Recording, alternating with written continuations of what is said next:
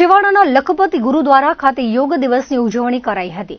રાજ્યસભાના સંસદ સભ્ય કેસરી દેવસિંહ ઝાલાએ કહ્યું હતું કે 21 જૂને આંતરરાષ્ટ્રીય યોગ દિવસ તરીકે ઉજવાય છે। આ દિવસ માત્ર ઉજવણી માટે નથી, પરંતુ છેવાડાના લોકોને યોગના મહત્વ વિશે જાગૃત કરવાનો પ્રયાસ છે। ભૂકંપ પછી નરેન્દ્ર મોદીની દીર્ઘદ્રષ્ટિ થકી લખપત ગુરુદ્વારાનો સર્વાંગી વિકાસ થયો છે। ભારત આજે વિકસિત થઈ રહ્યો છે, તેમાં રાજ્ય કેન્દ્ર સરકારની અહમ ભૂમિકા છે। છેવાડાના લખપત તાલુકાના સરહદી ગામોમાંથી તેઓ એક ગામ દત્તક તરીકે લેશે। તેમણે ગુનેરી કાનેરની મુલાકાત લીધી હતી। ધારાસભ્ય પીએમ જાડેજાએ કહ્યું હતું કે લખપત તાલુકામાં વિકાસનો સૂર્યોદય 16 કળાએ ખીલ્યો છે। માતાના મઢ, જારા, નારાયણ સરોવર, કોટેશ્વર સહિતના તીર્થધામો, યાત્રાધામોનો વિકાસ થઈ રહ્યો છે।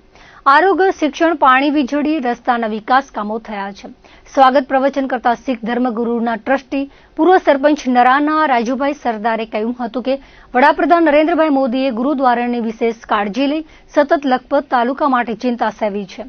ભૂકંપ પછી ગુરુદ્વારાના સર્વાંગી વિકાસ થયો તેની માહિતી આપી હતી। રાજ્યસભાના સાંસદ તથા ધારાસભ્યોનું વિશેષ સન્માન કરાયું હતું।